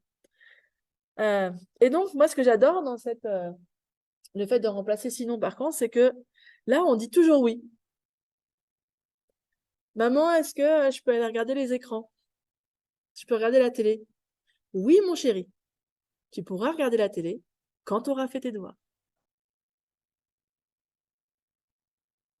C'est pas la même chose que de dire tu fais tes devoirs, sinon tu pourras pas regarder la télé. Il y en a un qui goûte mieux que l'autre, tu ne trouvez pas? Alors, je ne sais pas si c'est de la communication non violente, là, mais en tout cas, c'est on va dire, un biais de communication qui est plus efficace qu'un autre. Mais je vous invite à expérimenter pour voir comment réagissent vos loulous, justement, par rapport à ça. Le dernier, c'est le choix conséquence. Je vous prends l'exemple, supposons qu'un petit garçon, il a 9 ans, et puis il vient d'avoir un vélo. Et puis, on est bien clair avec lui qu'il a le droit de faire le vélo jusqu'à une certaine limite pour ne pas se mettre en danger, en insécurité. La règle est claire. Dans le cas où tu dépasses la limite autorisée, on te confisque ton vélo pendant 1 semaine. Ou 3 jours, à vous de voir. Enfin, okay. L'enfant dépasse la limite autorisée. La règle, c'était, à partir du moment où tu dépasses la limite, le vélo est confisqué. Donc, on te confisque le vélo. L'enfant bien opposant, malgré le fait que le vélo soit confisqué, va rechercher le vélo et s'apprête à ressortir. Qu'est-ce que tu es en train de faire, mon loulou? Tu sais que ce que tu vas faire là, ça va avoir des conséquences. Ah oui, quelles conséquences? Parce que c'était pas affiché dans le tableau, ça. On n'avait pas prévu au programme. Eh bien, je ne sais pas encore quelles conséquences ça aura. La seule chose que je peux te dire, c'est que ce sera une conséquence qui sera à la hauteur de la gravité du comportement que tu risques d'avoir là maintenant. Donc, soit l'enfant, il fait son choix et puis il aura la conséquence de son choix, soit il ramène le vélo. Je ne me suis pas énervée, j'ai pas crié, j'ai pas menacé, j'ai pas fait de chantage et mon intervention, elle est efficace, ferme et bienveillante. Je dis pas que c'est facile, hein. Là, ma posture, elle est très facile. Je suis là, j'ai préparé ma conférence, je sais ce que je vais vous dire. Quand on est dans le moment où l'enfant, il est opposant, il va rechercher son vélo, il vous regarde avec le grand sourire là, hein, qui vous agace bien, c'est pas simple, hein. Mais plus vous allez anticiper ou réfléchir ou vous entraîner à agir de cette façon-là, plus vous verrez que ça va s'automatiser. C'est un vrai entraînement en fait, hein. Ce processus d'apprentissage qu'on a vu tout à l'heure, il est valable aussi pour vous, évidemment. Donc ça, c'était l'intervention du choix. Choisis, décide et assume. Tout est question d'entraînement. Tout est question d'entraînement et de se donner le temps. C'est pas du jour au lendemain, évidemment, que on va acquérir ça. Et toujours dans l'encouragement. J'avais envie de vous faire vivre du coup un moment d'encouragement pour vous-même. Et je vais vous demander de partager avec votre voisin, votre voisine, une réussite dont vous êtes fier. Une réussite que vous avez vécue la semaine dernière.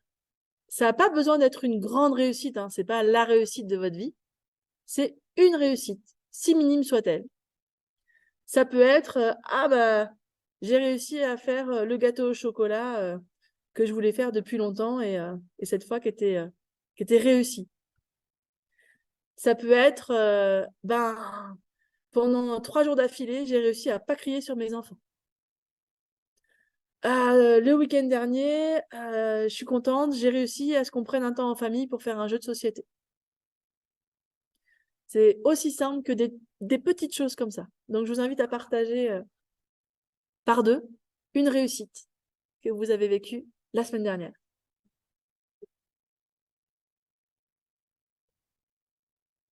Ça vous fait quoi de partager une réussite? Est-ce que c'est une question que vous vous posez régulièrement? De quoi je suis fière? Qu'est-ce que j'ai fait de bien?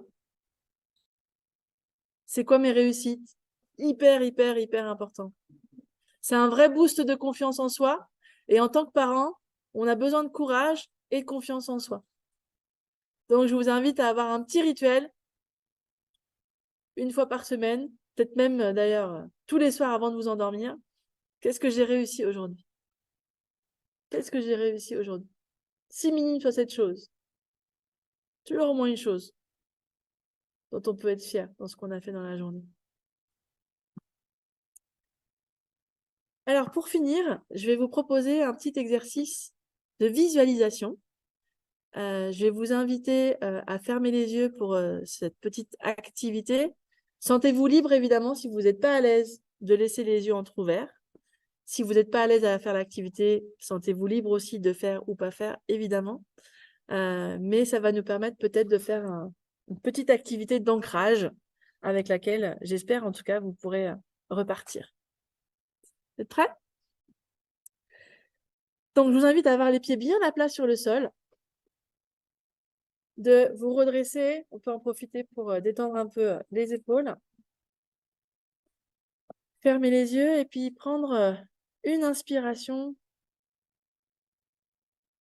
profonde, peut-être même 2, 3, juste prendre le temps de respirer. Et puis, je vais vous inviter à repenser à une situation où vous n'êtes pas forcément content de vous avec vos enfants. une situation que vous n'avez pas franchement bien gérée, ou peut-être vous vous êtes mis en colère, ou peut-être vous étiez bouleversé, déçu. Et je vous invite à rester avec cette situation et d'essayer de revoir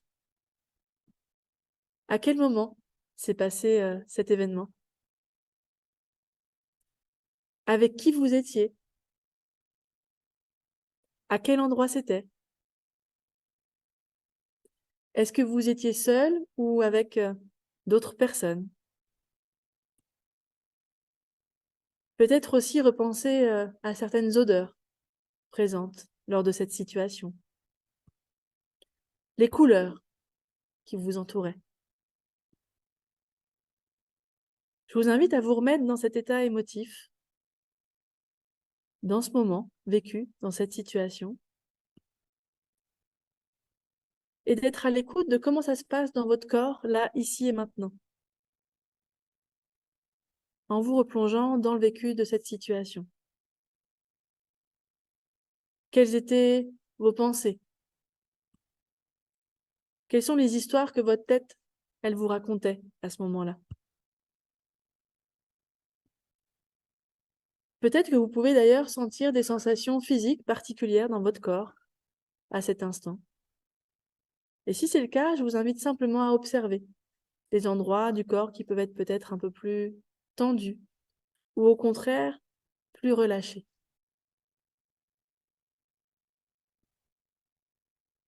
Je vais vous inviter à ouvrir les yeux et à noter sur un papier ou dans votre tête 2 à 3 ressources qu'on a vues ce soir ou que vous utilisez dans votre quotidien pour mieux vivre la situation à laquelle vous venez de repenser.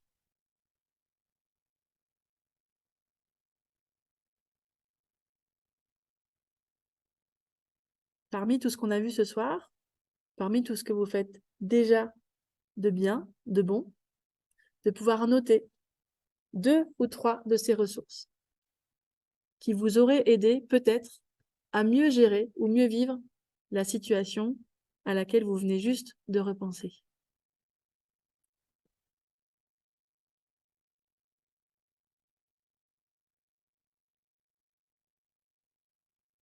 Je vous invite à nouveau à fermer les yeux et à prendre une nouvelle respiration. Cette fois, je vous invite à retrouver dans votre mémoire un moment avec vos enfants où vous avez justement utilisé ces ressources que vous avez notées. Une situation difficile que vous avez su gérer. Une situation que vous avez pu gérer grâce à l'une de ces ressources. Et comme tout à l'heure, je vous invite à identifier l'endroit de cette situation où vous avez géré des choses avec ces ressources.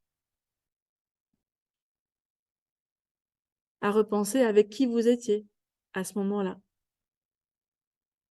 À repenser à votre attitude, à ce qui se passait dans votre corps, dans votre tête. Comment ça se passe quand vous utilisez ces ressources? Qu'est-ce que votre tête, elle vous raconte à ce moment-là? Et je vous invite à imaginer un symbole qui marque ce moment où vous étiez content de vous, dans votre attitude, dans votre posture de parent, content d'avoir utilisé ces ressources. Ce symbole, il peut être une image, une photo, un mot, une phrase.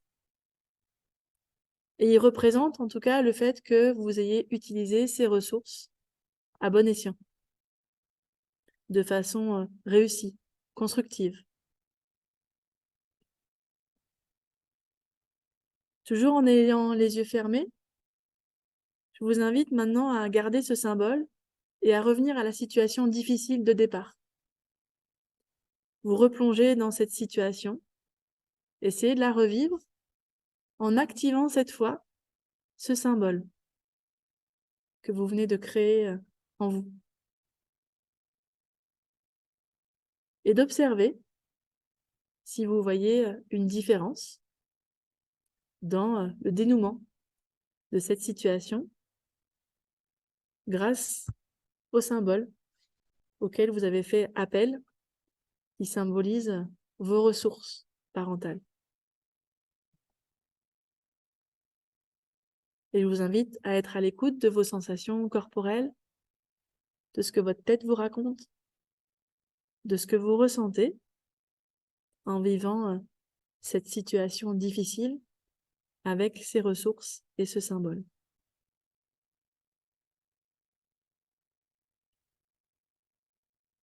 Et quand c'est le bon moment pour vous, vous pouvez rouvrir les yeux.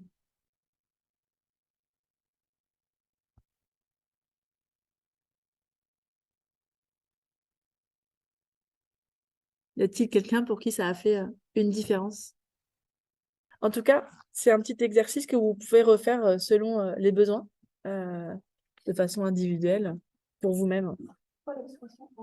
Pourquoi l'ancrage? Parce que le symbole, en fait, tu l'ancres quelque part dans ta tête pour pouvoir y faire appel plus facilement. L'ancrage au sens où c'est en toi et tu peux le solliciter au moment où tu en as besoin, en fait. Voilà, on arrive à la fin de ce que j'avais envie de vous partager ce soir. Vous vous rappelez que être parent, c'est tout un chemin. Que ce soir, peut-être qu'il y a eu des prises de conscience ou pas. Et à vous de voir comment vous pouvez travailler peut-être ces éléments-là, toujours en gardant en tête que vous n'êtes pas tout seul parce qu'il faut tout un village pour élever un enfant. Que quand bien même on fait tout notre possible, nous, en tant que parents, il y a des environnements que l'on ne maîtrise pas et qu'on ne peut pas contrôler et qui vont influencer, qu'on le veuille ou non, nos enfants. Et que plus on partage nos connaissances autour de nous, plus on a de chances que le village, il œuvre dans le sens vers lequel on souhaite œuvrer tout un chacun. Et vous rappeler encore une fois que nos enfants n'ont pas besoin de parents parfaits, mais de parents suffisamment bons pour apprendre à nos enfants les habiletés et les ressources dont ils ont besoin pour grandir et s'épanouir du mieux possible dans le monde d'aujourd'hui et de demain, qui est leur monde. Et on a du mal à accepter leur monde. Et en même temps, c'est le leur. Et j'ai assez confiance dans cette génération à pouvoir s'adapter comme nous on l'a fait sur certaines choses pour notre génération. Avant de partir, je vous invite juste à partager, ça va être quoi vous, votre prochain petit pas par rapport à ce que vous avez vu ce soir, entendu, ce qui a fait écho ou pas. Ça va être quoi vous, votre prochain petit pas? S'il y a une chose dont vous avez envie de vous saisir par rapport à ce qu'on a partagé ce soir, c'est laquelle? Et quelle est la chose que vous avez envie de travailler en premier? C'est quoi la chose que vous avez envie de travailler en premier ou de discuter en premier par rapport à tout ce qu'on a vu ce soir? Choisis, décide, assume. Merci en tout cas pour vos partages. Et puis, les prochains rendez-vous, si vous le souhaitez, c'est cette fois en visio. Jeudi 5 octobre, on va revenir sur la question de la motivation de manière un peu plus précise avec des situations peut-être un peu plus spécifiques. Et puis, le 19 octobre, donc sur la question de la résilience, comment rebondir après un échec. Un immense merci et je voudrais juste finir en vous disant que vous pouvez être fiers d'être venus et vous féliciter d'être venus prendre soin des liens de votre famille, de vos enfants. Vous avez eu le courage de venir. C'est pas tous les parents qui le font. Donc, vraiment, du fond du cœur, merci et surtout, félicitez-vous d'avoir fait ce pas ce soir. Et de tout cœur, je vous souhaite le meilleur et du mieux que vous pouvez, malgré les situations que vous pouvez vivre tout un chacun. Donc, merci à vous.